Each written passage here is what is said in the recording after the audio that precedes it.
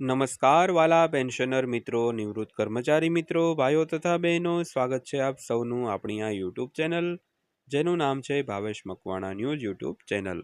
તો પેન્શનર મિત્રો, આજના વિડીયોની અંદર આપણે વાત કરીશું પેન્શન ન્યૂઝ ટુડેની। તો પેન્શનરો અને નિવૃત્ત કર્મચારીઓ તેમજ સરકારી કર્મચારીઓ માટે આજરોજ તારીખ 16/4/2026થી જાહેર થયા છે નવા પેન્શન નિયમો।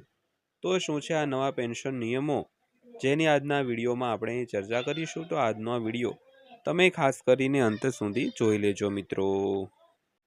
તો વાત કરીએ જાન્યુઆરી 2026 માટે ડીએ વધારો અપેક્ષિત હોવા છતાં અઠવાડિયા પછી પણ તે બાકી છે। તો સરકાર તરફથી કોઈ અપડેટ ન મળતા કેન્દ્ર સરકારના કર્મચારી સંગઠન 16 એપ્રિલે વિરોધ પ્રદર્શન કરવાની તૈયારી છે તે કરી રહ્યું છે।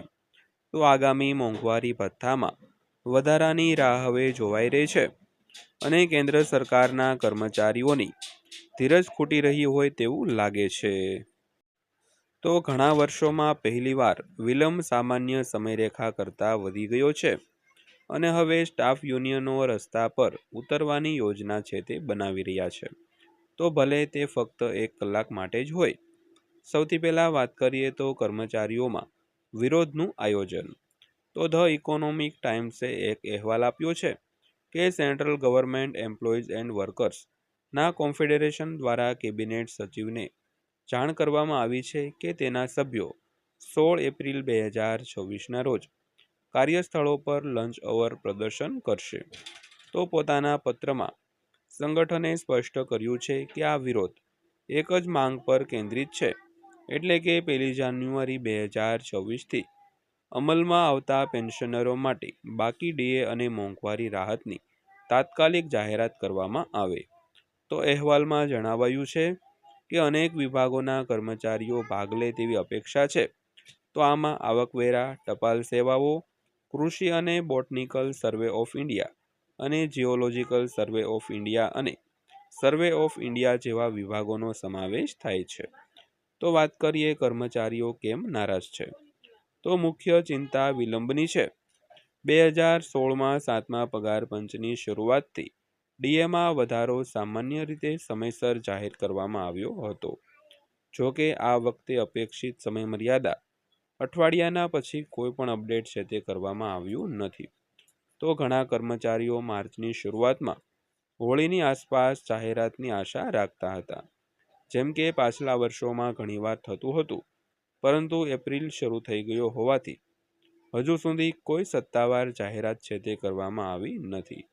તો મોંઘવારી રાહત અને મોંઘવારી ભથ્થાની જાહેરાત હવે ડીએ સુધારણા સાથે જોડાયેલી હોવાથી આ વિલંબ પેન્શનરોને પણ અસર કરે છે।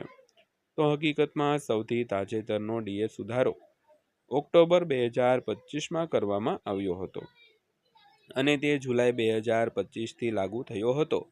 હવે કર્મચારીઓને તે સમયગાળા માટે બાકી રકમ પહેલેથી જ મળી ગઈ છે। જો કે આગામી હપ્તો જે જાન્યુઆરી 2026થી અમલમાં આવવાનો હતો તે હજુ પણ બાકી છે। તો હાલ પૂરતું કર્મચારીઓ અને પેન્શનરો રાહ જોઈ રહ્યા છે અને આયોજિત વિરોધ મર્યાદિત સ્તરે હોઈ શકે છે, પરંતુ તે સ્પષ્ટપણે વધતી જતી હતાશાનો સંકેત આપે છે। તો આનાથી સરકાર ઝડપથી કાર્યવાહી કરવા પ્રેરાય છે કે કેમ તે જોવાનું હવે બાકી છે, પરંતુ કર્મચારીઓનો સંદેશ સ્પષ્ટ છે। તો તેઓ સ્પષ્ટતા ઈચ્છે છે અને તેઓ જલ્દી ઈચ્છે છે મિત્રો। તો ખાસ કરીને આજના વિડીયોમાં આપણે આ જ પ્રકારની વાત કરવાની હતી। વિડીયો અંત સુધી જોયો તે બદલ આપનો દિલથી આભાર।